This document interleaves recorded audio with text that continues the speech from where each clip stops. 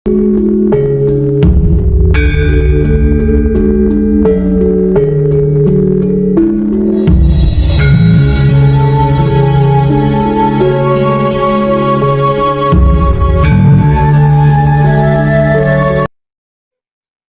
makhluk hidup itu pasti mengalami.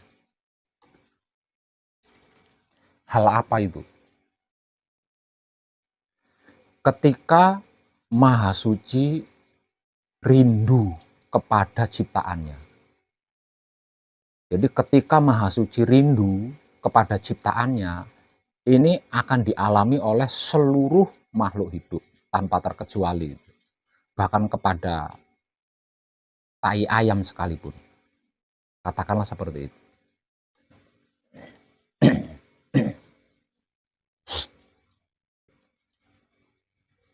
Karena kita adalah manusia hidup, maka saya hanya akan membahas manusia hidup.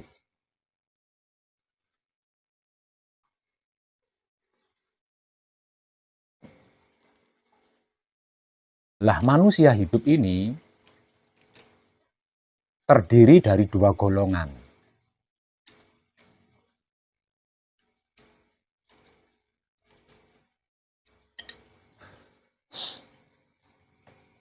Yaitu golongan pelaku murni menuju suci. Dan golongan pelaku suci menuju kelanggengan. Hanya dua golongan ini loh manusia hidup itu.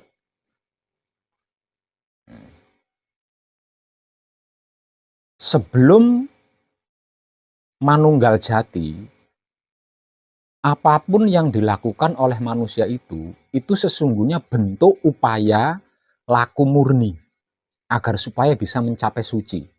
Ini disadari nggak disadari. Termasuk mencari makan, berusaha mencari uang, berusaha semuanya itu, semuanya.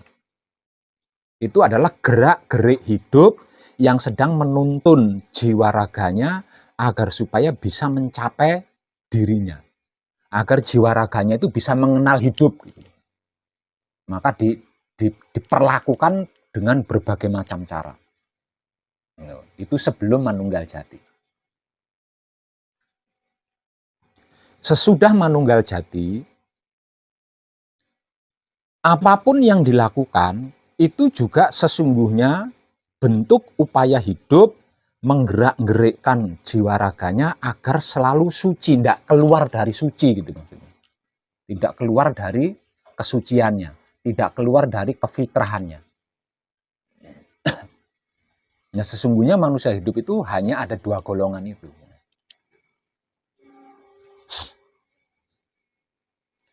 Golongan pelaku murni menuju suci ini terbagi menjadi dua.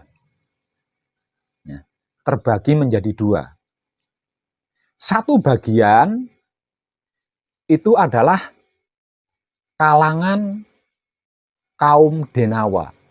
Kalau dalam bahasa awamnya disebut kaum jin, bangsa jin. Yang satu golongan. Nah, sedangkan satu golongannya disebut sebagai bangsa Barata atau keturunan anak cucu Adam dan Hawa. Itu satu golongan. Sedangkan yang satu golongannya itu para Denawa atau juga bisa disebut sebagai keturunan bangsa jin atau iblis. Kalau bahasa awamnya iblis atau setan.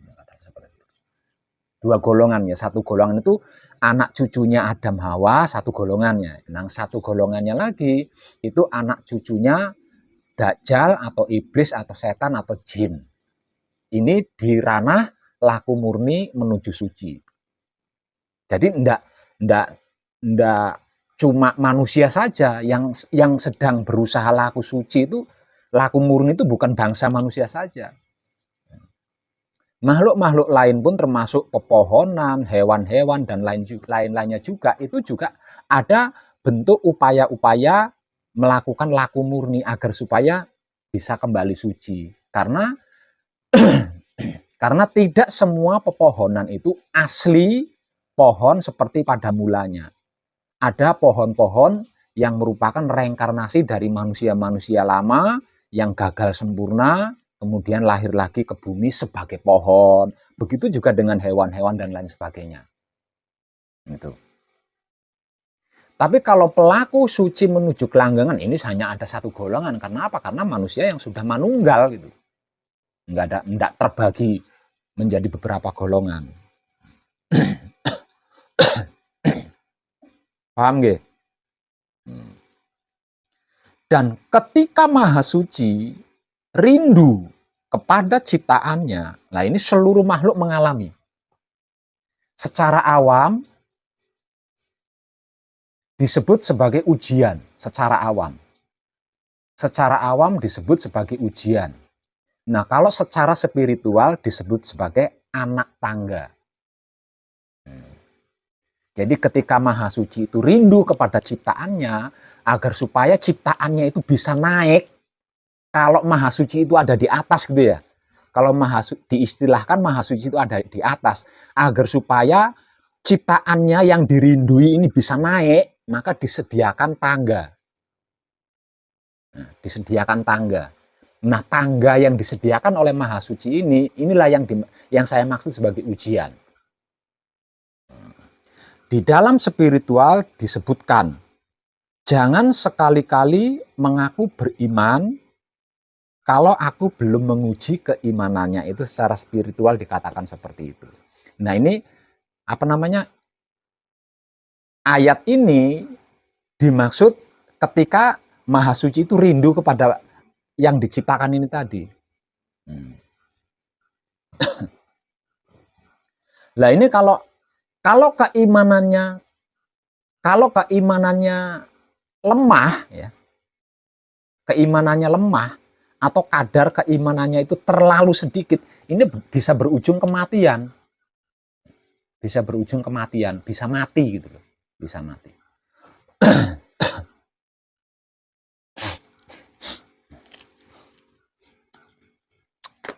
Bahasa Tuhannya seperti ini.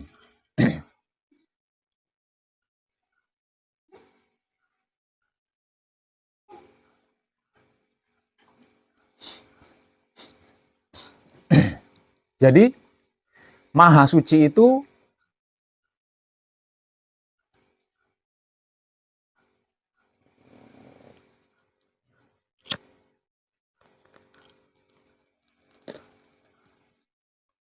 Trimurti. Maha Suci itu Trimurti. Sebab karena itu dia memiliki 3 singgasana kan. Singgasana pertama Baitul Makmur, singgasana kedua Baitul Muharram, singgasana ketiga adalah Baitul Muqaddas. Artinya Maha Suci itu satu, tapi ketika dia bersinggasana di Baitul Makmur, ini sudah beda nih. Tugas dan penyebutannya udah beda. Ketika dia bertahta di Baitul Muharram, beda lagi tugas dan penyebutannya. Ketika dia bertahta di Baitul Muqaddas, juga beda lagi tugas dan penyebutannya. Nah, tentang hal ini secara spiritual disebut-sebut sebagai Trimurti. 3 kesatuan. 3 hal yang bersekutu. Tahu bersekutu enggak? Bersekongkol. 3 hal yang saling bersekongkol. 3 hal yang saling bersekutu. Lah, Trimurti ini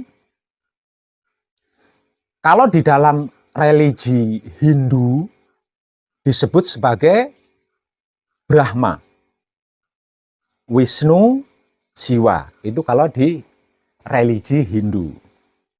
Kalau di religi Buddha itu disebut sebagai Buddha duduk. Jadi arca Buddha itu ada 3 macam ya, duduk, terus tidur, dan berdiri. Lah, Trimurti ini kalau di dalam religi Buddha disebut sebagai Buddha duduk, Buddha tidur, Buddha berdiri. Nah, Buddha berdiri.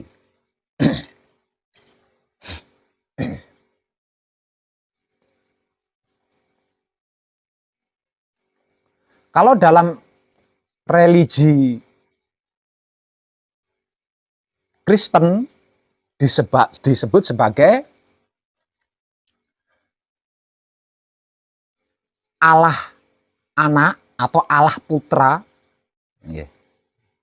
terus Allah Bapa dan Allah Roh Kudus. Itu kalau di dalam religi Kristennya. Nah, kalau dalam religi Islam disebut sebagai Nurullah, Nur Muhammad, Nur Ilmu Muhammad. Itu di dalam religi Islamnya. Nah, kalau di dalam laku hakikat hidup disebut sebagai Putra Romo. Romo Putra dan Putra kekudangane Romo. Lah, Trimurti ini sesungguhnya sama, hanya berbeda penyebutan dan tugas saja.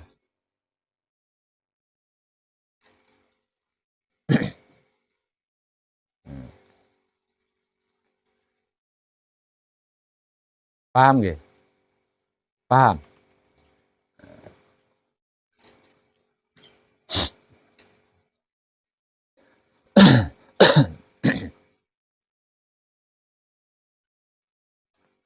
Di dalam laku spiritual hakikat hidup, kenapa kita harus sebagai putra kekudangane Romo?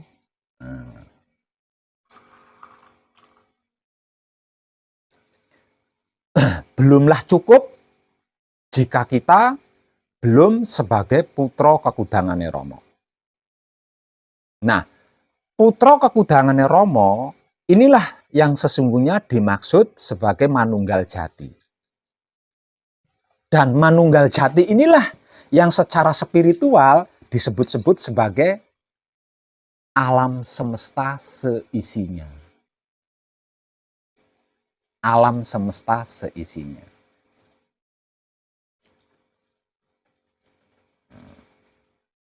Yang di dalam Mijil Sowan disebut sebagai Kanjeng Rama sejati Gusti Prabu Heru Cakrasemana. Kanjeng Rama sejati Gusti Prabu Heru Cakrasemana ini sesungguhnya alam semesta seisinya, sebenar-benarnya yang dimaksud Tuhan.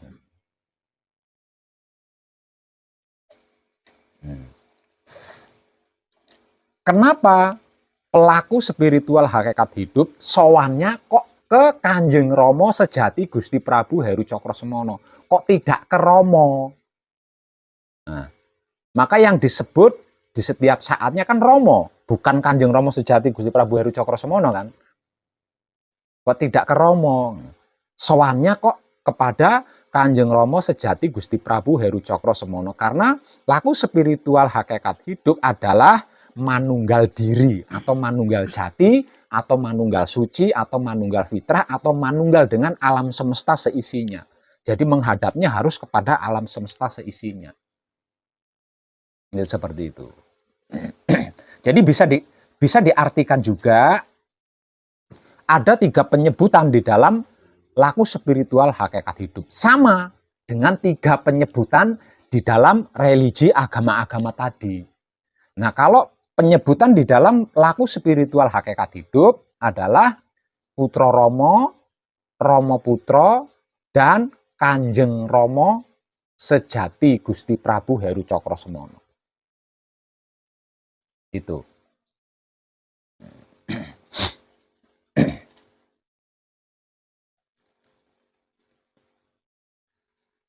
Caranya mereka bertiga bersekutu seperti apa? Caranya seperti ini. Ketika Kanjeng Rama sejati Gusti Prabu Heru Cakrasemana atau putra kekudangane Rama.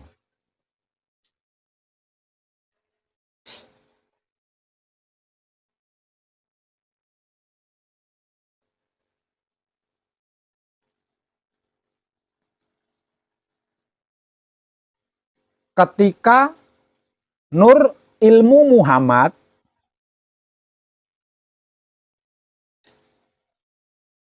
ketika Yang Siwa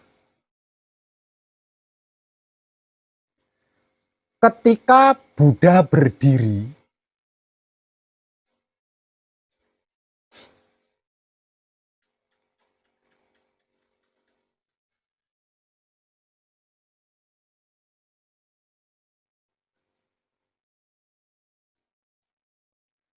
ketika Allah Bapa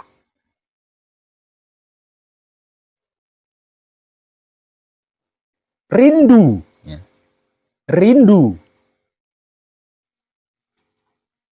kepada Putra Rama. Perhatikan baik-baik, ini tinggi sekali. Rindu kepada Nurullah.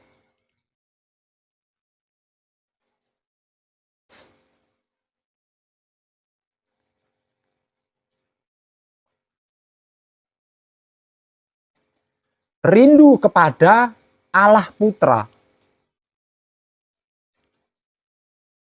Rindu kepada Buddha duduk.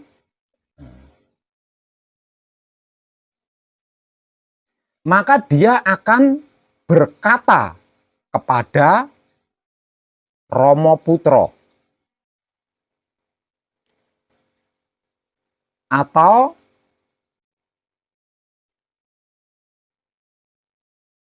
Allah Kudus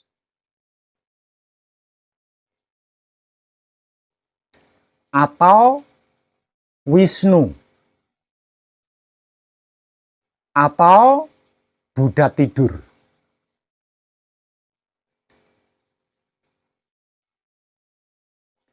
Datanglah kepadanya.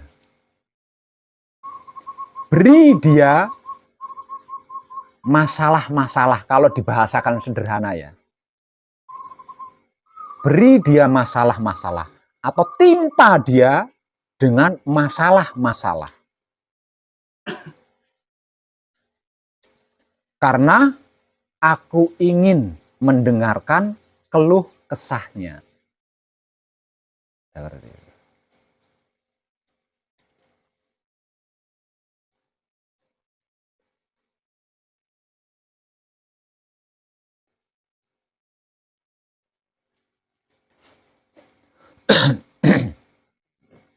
Jadi, yang secara religi dan secara spiritual disebut sebagai Nur Muhammad atau Buddha tidur atau Allah Kudus atau Allah Ruh Kudus atau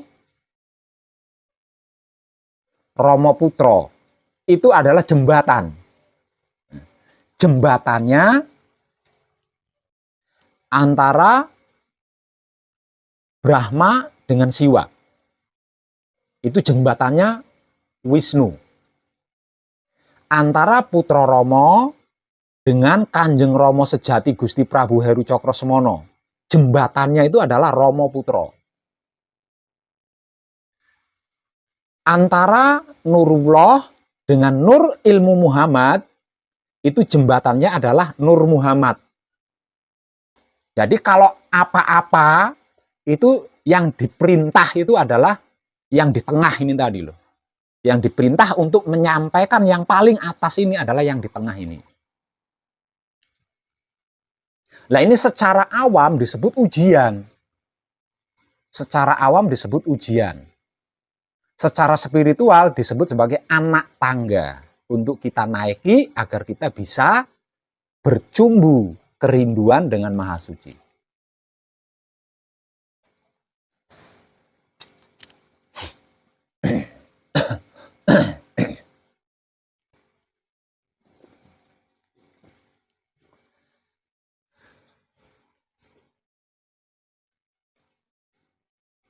Jadi mumpuni atau belum mumpuni, keimanan setiap makhluk itu akan diuji. Sewaktu-waktu akan diuji. Ketika Maha Suci rindu. Dia nggak peduli. yang dirindui itu sudah mumpuni atau belum. Dia nggak peduli itu.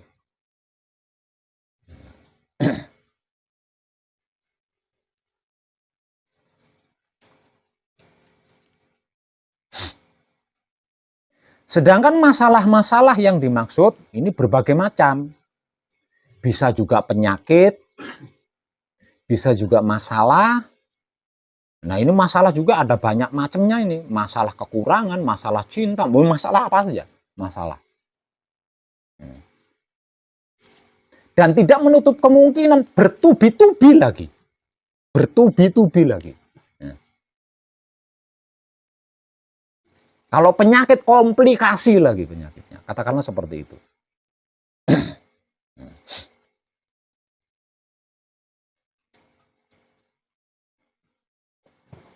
Nah tentang ini, benang merahnya, karena itu adalah ujian iman kan.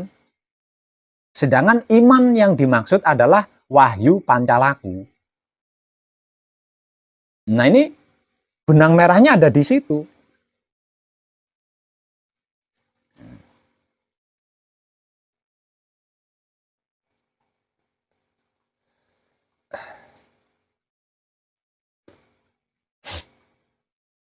Untuk yang masih awam,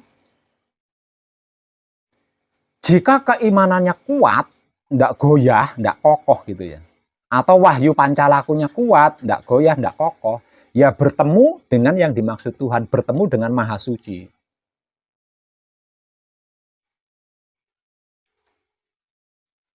Hanya saja, kalau dia belum mumpuni atau masih awam, tidak berkesan sama sekali. Gitu. Tidak berkesan, tidak berbekas sama sekali.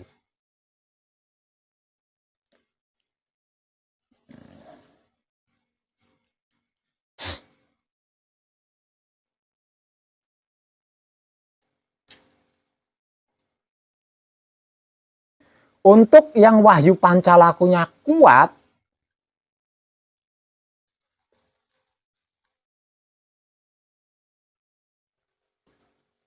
tentu sangat berkesan. Kemanunggalan itu akan sangat berkesan.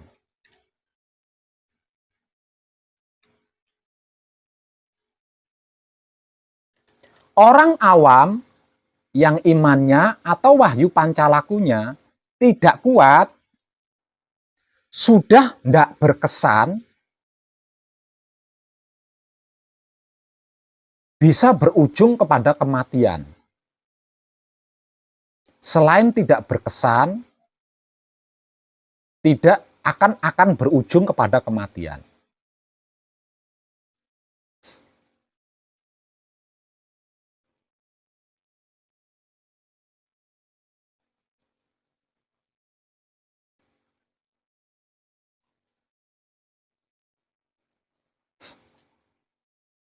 Seorang ahli yang iman atau wahyu pancalakunya kuat, sudah berkesan, dan dia bisa menyaksikan Maha Suci.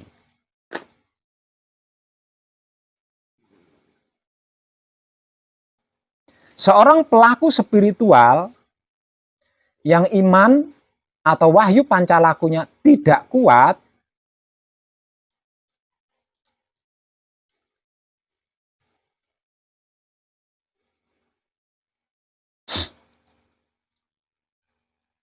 selain tidak berkesan, tidak berujung kepada kematian. Tidak berkesan tapi tidak berujung kepada kematian. Lalu ujungnya apa? Sebagai penggantinya, selain tidak berkesan, dia akan mengalami kebimbangan-kebimbangan, keraguan-keraguan, ketakutan-ketakutan.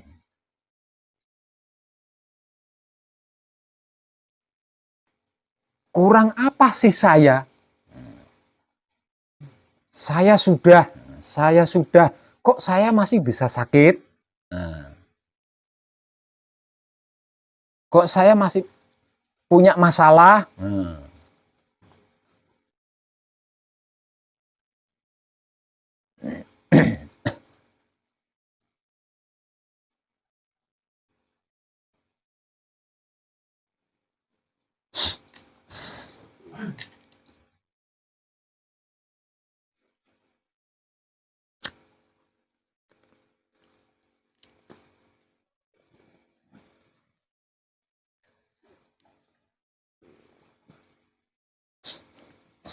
Ini tidak ada satupun yang bisa menghindar dari ini. Karena ini kodrat ya. Ini hukum alam. Antara sang pencipta dengan yang diciptakan. Jadi tidak ada satupun yang menghindar.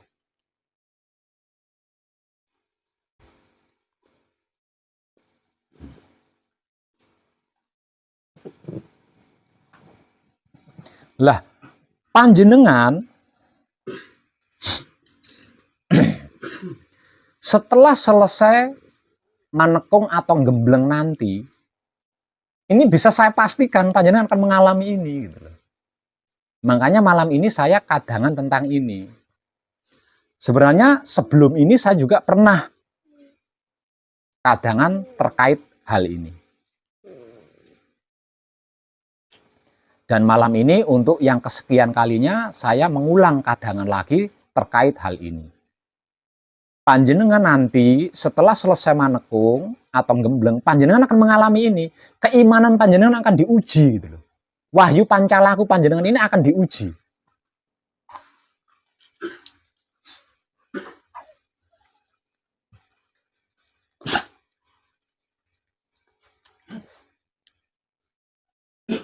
Nah, kalau wahyu pancalaku panjenengan atau iman panjenengan tidak kuat, sudah pasti tidak berbeda dengan orang awam, gitu loh.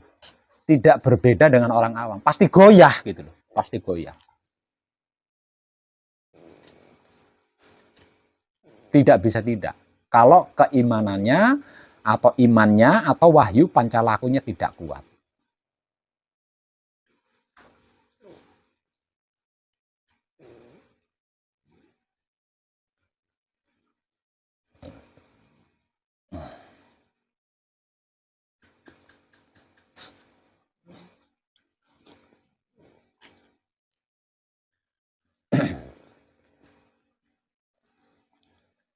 Dengan apa yang barusan saya sampaikan, kesimpulannya, ketika wahyu pancalaku kita atau iman kita diuji oleh Maha Suci, apa yang harus panjenengan lakukan?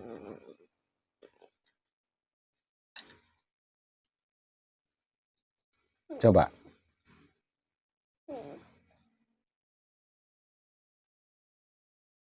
Dari apa yang sudah saya sampaikan tadi, kesimpulannya berarti dengan apa yang sudah saya sampaikan tadi, ketika wahyu pancalaku panjenengan diuji oleh Maha Suci, oleh Kanjeng Rama Sejati Gusti Prabu Heru Cokrosemono, apa yang harus panjenengan lakukan?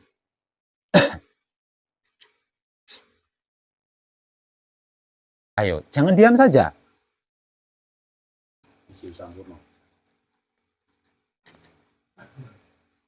Yang lain sama, Mijil Sampurno, makmum sama beliau. Kalau tidak makmum, bicara, jangan diam saja. Harus bisa melewati. Kita adalah teman seperjalanan spiritual. Harus ada akrab. Jadi kalau saya bertanya, jenengan harus nyaut. Jangan diam aja. Kalau panjenengan tidak nyaut, saya tidak bedanya dengan orang jual obat tapi tidak payu, tidak laku. Saya sudah bersusah payah memberikan pemahaman kepada panjenengan, panjenengannya diam aja seperti patung. Selain seperti orang jual obat yang tidak laku, sama halnya saya mendogma panjenengan. Kalau panjenengannya diam saja. Agar supaya tidak terjadi salin dogma, respon. Apa yang saya sampaikan ini panjenengan respon gitu.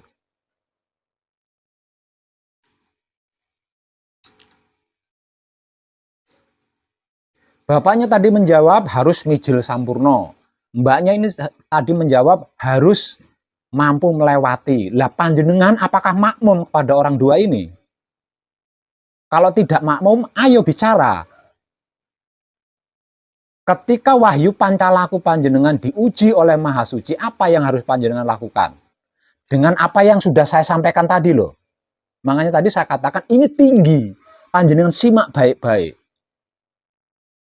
Kalau panjenengan tidak bisa jawab, berarti Pak tadi saya ngoceh itu jenengan nggak denger itu. Kalau panjenengan nggak bisa jawab. Nah coba saya tanya.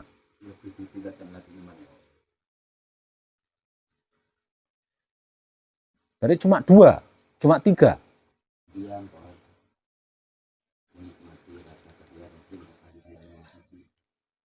Ayo yang lain jawab. Ayo apa? Coba harus apa panjenengan?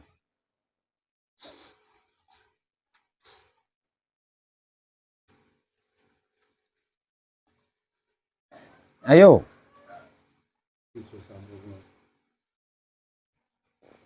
Yang lainnya lagi. Jangan saya mendekte, yang lain lagi. Ayo jawab bareng gitu loh. Bareng. Ayo Mas, masa saya harus nunjuk begini? Apa? Harus diam. Yang lain lagi. Ayo, jumlahnya banyak loh. Cuma suaranya 1-2 orang. Ini bagaimana? Ceritanya bagaimana ini? Sama Pak Web. Menikmati kelakuan.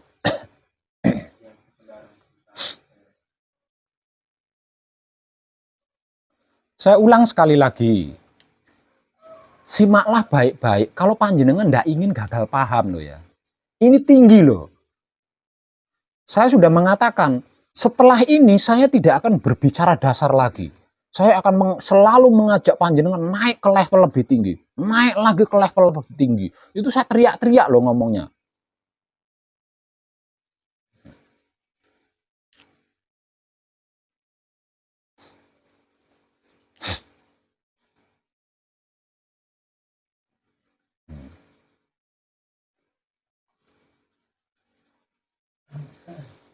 Makanya dari tadi saya berpesan, simak baik-baik, ini tinggi. Sudah saya katakan ini tinggi, simak baik-baik.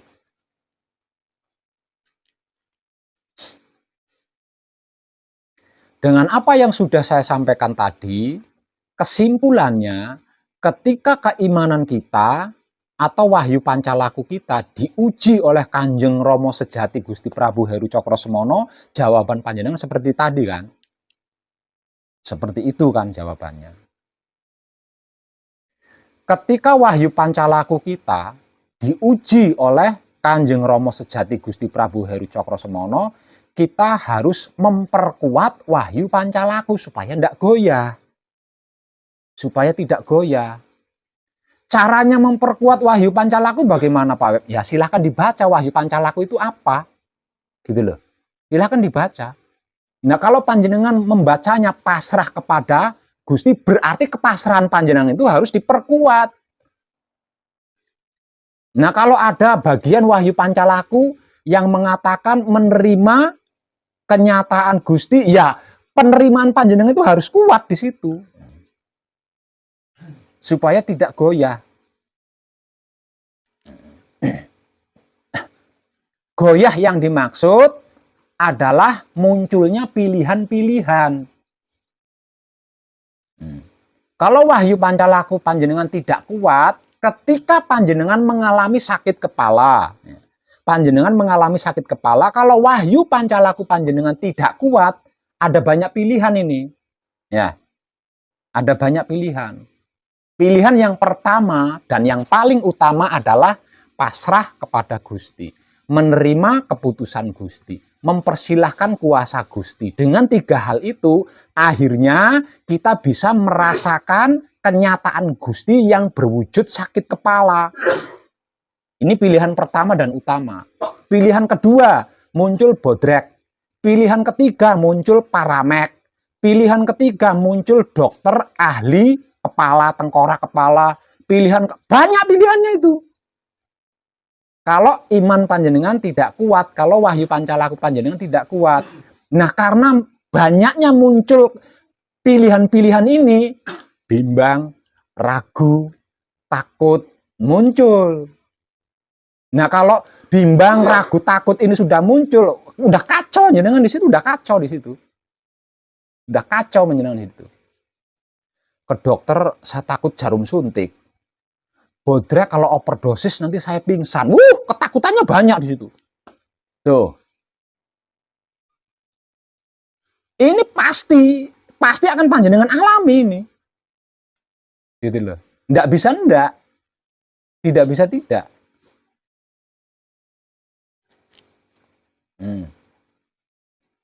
Tapi kalau wahyu pancalaku panjenengan kuat, artinya wahyu pancalaku panjenengan kan enggak goyah. Kepasrahan panjenengan kepada Tuhan kan enggak goyah, itu maksudnya gitu loh.